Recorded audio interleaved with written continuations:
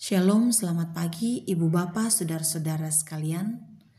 Mari kita membaca firman Tuhan dan merenungkan firman Tuhan pada pagi hari ini.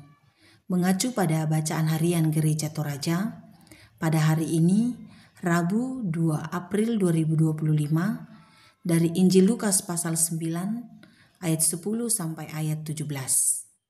Sebelum membaca firman Tuhan ini, mari kita berdoa. Kami sungguh menaruh harap hanya padamu Tuhan, karena kami tahu tanpa Tuhan dalam seluruh hidup kami, maka semua adalah sia-sia. Kami ingin tahu apa yang Tuhan mau dalam seluruh hidup kami. Karenanya ya Tuhan, kami selalu rindu, ingin membaca firman-Mu dan merenungkannya dalam seluruh hidup kami. Firman-Mu telah kami siapkan sesuai dengan bacaan harian Gereja Toraja pada hari ini. Kiranya dengan tuntunan Roh Kudus, kami boleh membacanya dengan benar dan melakukannya dengan benar dalam seluruh hidup kami, seturut kehendak Tuhan. Di dalam nama Tuhan Yesus Kristus, kami sambut firman-Mu ini. Amin. Firman Tuhan dari Injil Lukas pasal 9, ayat 10 sampai ayat 17, berbunyi demikian. Sekembalinya rasul-rasul itu menceritakan kepada Yesus apa yang telah mereka kerjakan. Lalu Yesus membawa mereka dan menyingkir ke sebuah kota yang bernama Betsaida, sehingga hanya mereka saja bersama Dia. Akan tetapi orang banyak mengetahuinya, lalu mengikuti Dia. Ia menerima mereka dan berkata-kata kepada mereka tentang kerajaan Allah, dan Ia menyembuhkan orang-orang yang memerlukan penyembuhan. Pada waktu hari mulai malam, datanglah ke-12 murid-Nya kepadanya dan berkata, "Suruhlah orang banyak itu pergi, supaya mereka pergi ke desa-desa dan kampung-kampung sekitar ini untuk mencari tempat penginapan dan makanan, karena di sini kita berada di tempat yang sunyi." Tetapi Ia berkata kepada mereka, "Kamu harus memberi mereka makan." Mereka menjawab, "Yang ada pada kami tidak lebih daripada 5 roti dan 2 ikan, kecuali kalau kami pergi membeli makanan untuk semua orang banyak ini. Sebab di situ ada kira-kira 5.000 orang laki-laki." Lalu Ia berkata kepada murid-murid-Nya, "Suruhlah mereka duduk berkelompok-kelompok, kira-kira 50 orang sekelompok." Murid-murid melakukannya dan menyuruh semua orang banyak itu duduk. Dan setelah Ia mengambil 5 roti dan 2 ikan itu, Ia menengadah ke langit, mengucap berkat, lalu memecah-mecahkan roti itu dan memberikannya kepada murid-murid-Nya, supaya dibagi-bagikannya kepada orang banyak. Dan mereka semuanya makan sampai kenyang. Kemudian dikumpulkan potongan-potongan roti yang sisa sebanyak 12 bakul. Amin firman Tuhan. Tema renungan kita di pagi hari ini, kebutuhan terpenuhi di dalam Yesus. Ada saja dalam hidup manusia yang terjadi di luar dugaan secara pikiran manusia normalnya. Dikisahkan melalui bacaan kita bahwa orang banyak mengikuti Yesus, dan Yesus tidak menolak orang banyak itu. Yesus sangat terbuka menerima orang banyak dan berkata-kata tentang kerajaan Allah. Bahkan dikatakan dalam kesaksian ayat 11 bacaan ini, Yesus juga menyembuhkan orang yang membutuhkan penyembuhan dari Yesus. Lalu kemudian seiring perjalanan waktu dalam bacaan ini, malam pun tibalah. Dan kepanikan mulai muncul dari sisi murid.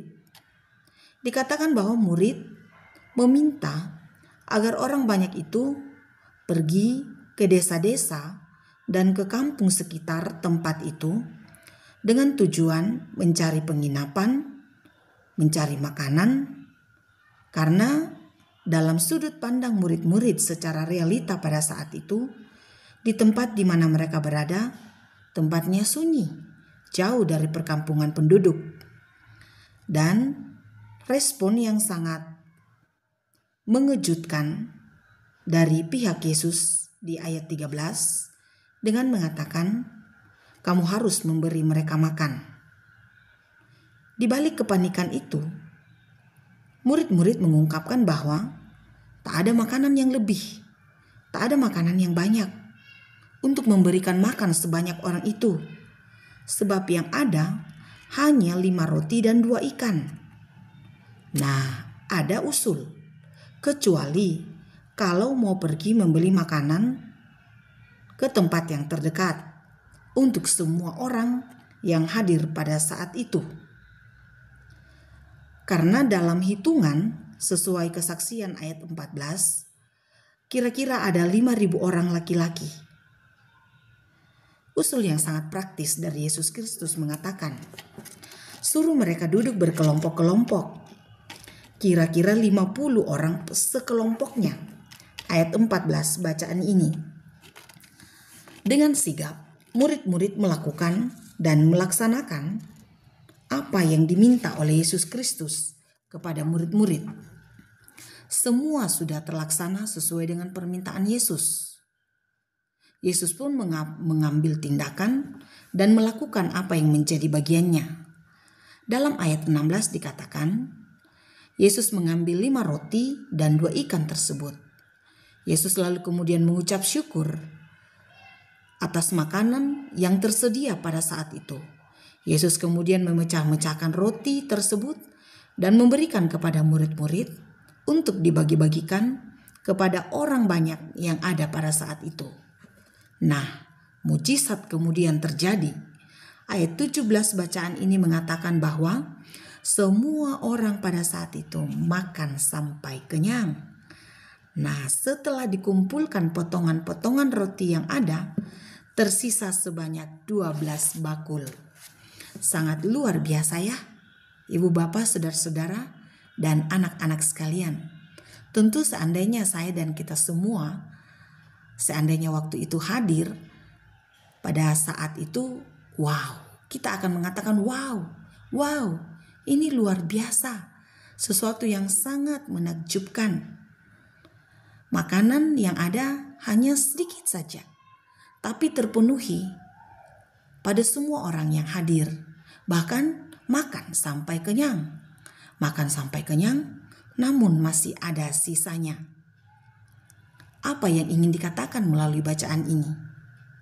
Apakah yang tidak dalam hidup manusia jika Yesus berperkara di dalamnya?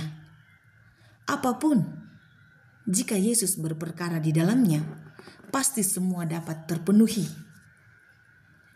Ibu bapak, saudara-saudara, anak-anak sekalian yang mendengarkan renungan pagi pada saat ini, mungkin ada yang lagi bergumul tentang sesuatu hal, tentang masa depan, tentang pendidikan, tentang mungkin cita-cita, atau pasangan hidup, atau sedang bergumul dengan penyakit, atau tentang usia yang telah lanjut, atau merasa kesepian karena tidak ada teman, dan lain-lain dalam seluruh kehidupan kita.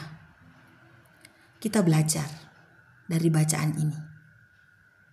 Yesus mengatakan bahwa kamu harus memberikan kebutuhan orang banyak tersebut dengan kalimat, kamu harus memberi mereka makan. Murid-murid mengungkapkan apa yang ada pada diri mereka. Yang ada hanya 5 roti dan 2 ikan. Yesus meminta apa yang dimiliki oleh para murid dan meminta apa yang harus dilakukan. Murid-murid dalam kesungguhan melakukan apa yang Yesus mau. Taat pada kehendak Yesus.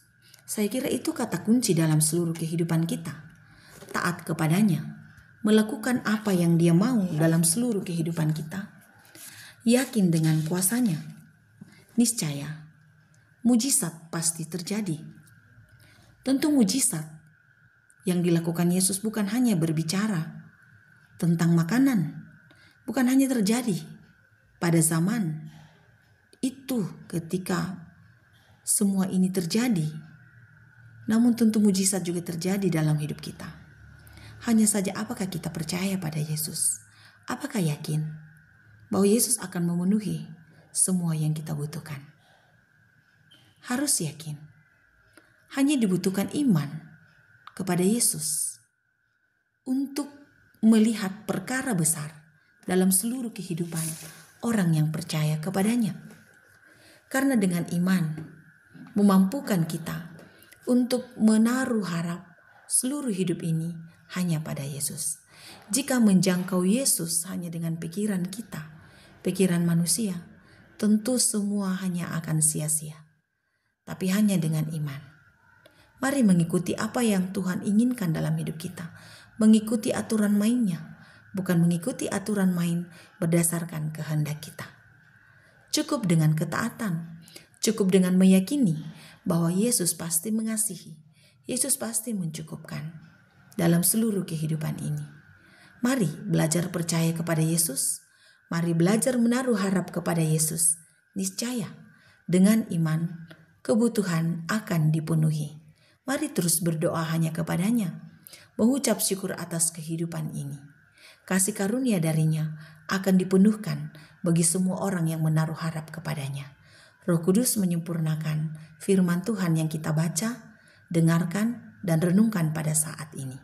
Amin. Mari kita berdoa. Kami mengucap syukur padamu Tuhan. Sungguh percaya kasih karuniamu akan senantiasa memenuhi seluruh kehidupan kami. Firman-Mu telah kami baca, firman-Mu telah kami dengarkan. Sebagaimana kesaksian bacaan kami pada saat ini, Yesus memenuhkan semua kebutuhan semua orang dalam bacaan ini. Maka pun kami percaya bahwa kebutuhan kami akan dipenuhi oleh-Mu Tuhan. Dengarkanlah setiap seruan kami kepadamu. Dengarkanlah setiap permintaan anak-anak-Mu yang dinaikkan kepadamu Tuhan. Setiap permohonan yang dinaikkan kepadamu. Biarlah dengan iman selalu percaya bahwa Tuhan akan memenuhi kebutuhan setiap orang berdasarkan kehendak-Mu. Dengarkanlah setiap permintaan anak-anak-Mu yang menyuruh kepadamu. Kami berserah hanya kepadamu saja ya Tuhan.